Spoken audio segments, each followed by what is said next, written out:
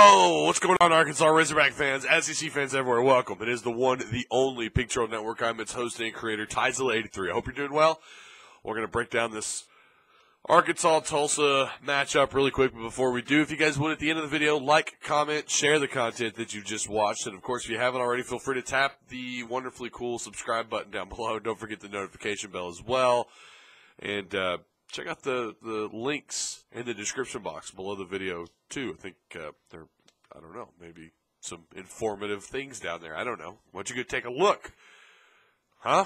All right, let's talk about this matchup really quick. Well, when you break down Tulsa, it's really not much there. They just run the ball pretty effectively. They average just around, just north of 200 yards on the ground per game. Let's talk about their individuals, though.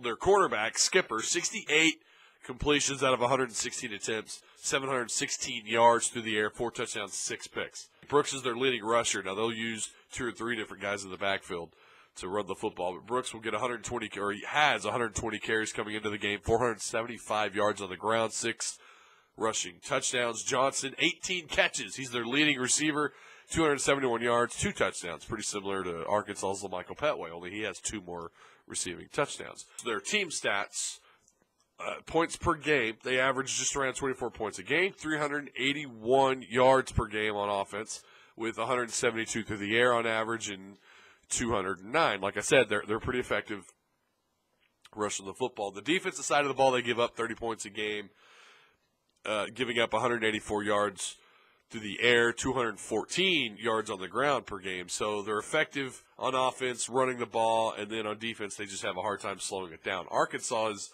pretty well fitted to take these guys on. This is actually an ideal matchup for the Hogs. Not only do you have the better talent, but, when you talk about their strength, running the football, Arkansas has had success earlier in the season at slowing the run down, so you wonder if they can kind of get back to that and slow down Tulsa's offense with, what used to be considered a strength in their ability to slow down the run. I fully expect Arkansas to win this game. I don't know if it's going to be a shootout when you consider how bad their defense has played lately, or if Arkansas just absolutely, they get it all put together and they look like, what should typically happen when a SEC team takes on a non-Power 5 school. I don't know if that's what happens or not, but I do like their chances. I got them winning this one 44-17. I think Arkansas should be heavily favored in this one. I just do. Everything's coming together. They're starting to find the pieces to this puzzle, and it's just they're clicking on all cylinders on the offensive side of the ball when Rakeem Boyd and Ty Storey are out on the field. When Ty Storey starts targeting his tight ends and when Rakeem Boyd is let loose, this team is capable of racking up yards and putting up points. And I think they let some frustration out against Tulsa. Again, they don't have to put on a fabulous performance to beat these guys. Again, they can put on an average performance. But I hope they do. I hope they come out and just angry and just let it all out and just play the best game that we've seen all year and blow Tulsa out of the water. I'd love to see that. They need to provide some hope for the future, and you do that by blowing teams out like Tulsa and then being competitive and maybe getting a win in the SEC. And I know that just because you blow Tulsa out of the water doesn't mean that you're going to win an SEC game. I get that. Obviously, Tulsa is not an SEC caliber program. But Arkansas hasn't played like an SEC caliber program, and they need to be able to show fans that moving forward they're capable of being competitive in this conference. It starts today. Really, it kind of started against Bama, right? When you talk about what they did right on the offensive side of the ball, Ole Miss, what they did right on the offensive side of the ball, I know, moral victories. But now you hit that button, man. You hit the fire on all cylinders turbo button. Just let it all out and play that way the rest of the season. Again, it's not going to get any easier because you still got to play some pretty good SEC opponents. You still got LSU left, Mississippi State, Vanderbilt's not going to be easy. But just because you play Tulsa well and you beat the crap out of them, no, it doesn't mean they're going to be able to beat some SEC teams. But at least it provides some hope, something for the fans to go, well, now wait a minute. Okay, finally, they won a game and they look good doing it. Okay.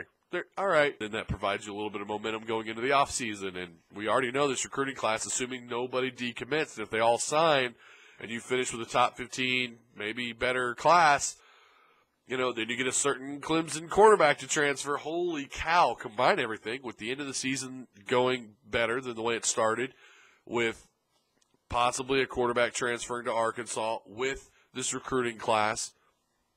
Now Now you kind of have something put together, but it's got to start. Really, it needs to start against Tulsa by getting a W. We've said the same thing now for like the last 2 or 3 weeks. Enough of the moral victories. You can't cling on to moral victories, and that's it throughout the rest of the season. They're at the end of the season. You've got to plant a victory somewhere, and it's got to start with Tulsa. And I think they've got a couple more in them. I really do. I think they've got one against Tulsa, and I think maybe Vanderbilt. I think Vanderbilt is.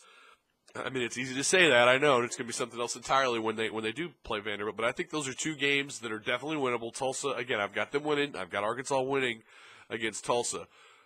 Get a W against Vanderbilt, and then maybe surprise somebody who's left on your schedule. I think they're capable of doing that. It's just a matter of them actually doing that. But again, to finish the season off, you can't do it with a bunch of moral victories. You got to do it with a W, and it starts this weekend against Tulsa. All right? Okay, let your voice be heard down below in the comment section. You guys know what to do. At the end, well, now that we're done with the video, I need you to like, comment, share the content. You know, all that wonderful stuff. Hit the subscribe button. Tap that notification bell.